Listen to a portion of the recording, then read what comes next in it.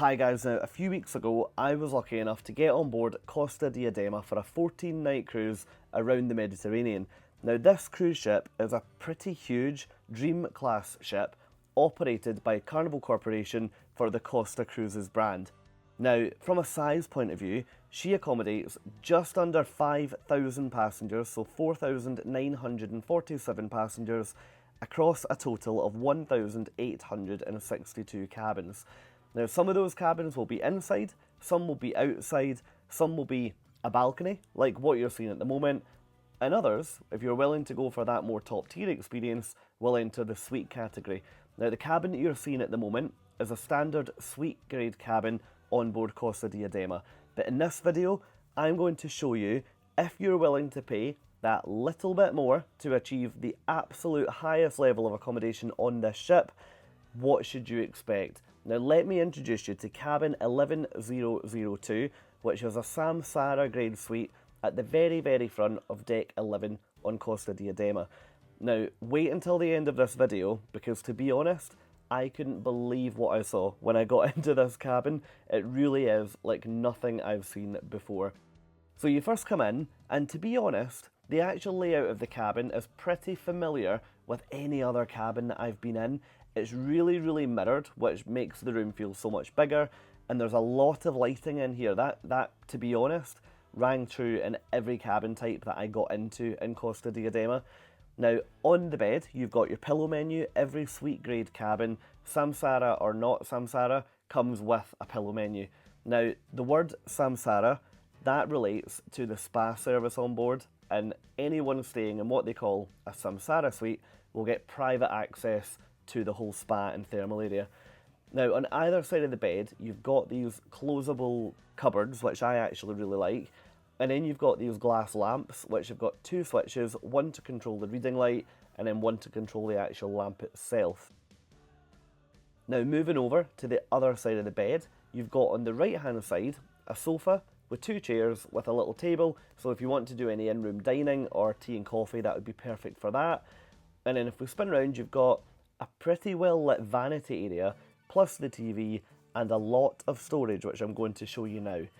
Now in here, you've got some shelving at the top, you've then got floor to ceiling storage for hanging, so a decent amount of room, and on the other side, if we open that up, it's a little bit of hanging at the top, and then all the way down, it's all shelved all the way down to the floor. Now moving over towards the area with the television, you've then got additional storage cubes that are on the desk.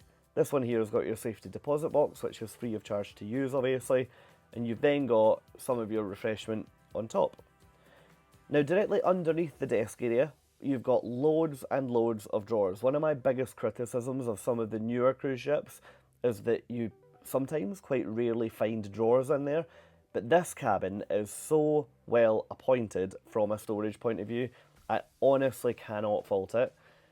So now that I've let you look in every single drawer, it's worth pointing out that the top of this unit is solid granite. So really high quality finish. Now moving along onto the lower desk area, you've got your own coffee machine with coffee pods, and you can get milk delivered to your room if you like. And then you've got your cabin phone, so you can use that to call your butler, which would come as a perk of having this room, or you can also call other cabins on the ship as well. Now underneath the desk here, you've got another drawer which houses your hairdryer on one side, and then you can also have tissues and stuff in there as well if you ask for it. And underneath you've got your fridge. So yeah, that can operate as a minibar for those stocked items, or if you want to use it yourself, just get your butler to empty that and then you can use it as your own fridge. Now coming over, you have got yet more storage. I honestly am so impressed with the amount of storage that you've got in this cabin. Certainly for me travelling on my own, I would have so much room in here, and I think if I was travelling with one or two other people, I would have no concerns about the level of storage in this room at all. Now over by the door then, you've got a small shelf and a nice mirrored section there, probably just perfect for if you want to check yourself before you head out into the main ship. But yeah, just a nice little added touch as you leave the room. Now you've then got your emergency evacuation information, and just to show you, cabin 11002 is right here, all the way at the front of the ship. Now on the other side of the door, You've then got 2 hooks, so you can use that to hold your cruise lanyard, you can use that to hold your hats, your jackets, whatever you like. Really, really useful. And then you've got the usual switches, the usual card holder, before we turn around to enter the bathroom. Now, air conditioning is here. It's one of those systems that you either make colder or warmer, so on all the time, but the fans on this ship, absolutely not an issue.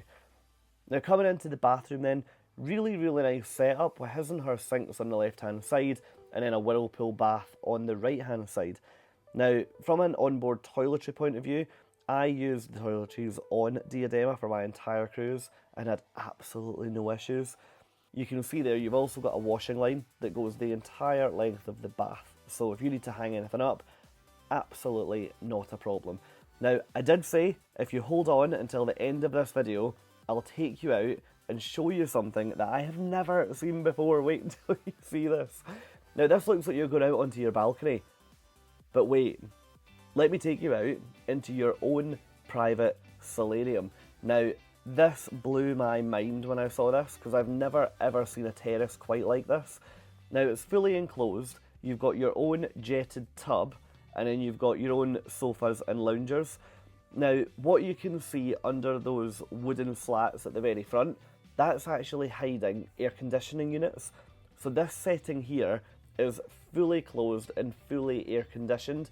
Now, that maybe won't suit you if you like to sun worship and you like to be really warm, but to be honest, I can think of nothing nicer than sitting in here at night with the lights on and the air conditioning on after dinner and just chilling out. It must be absolutely beautiful.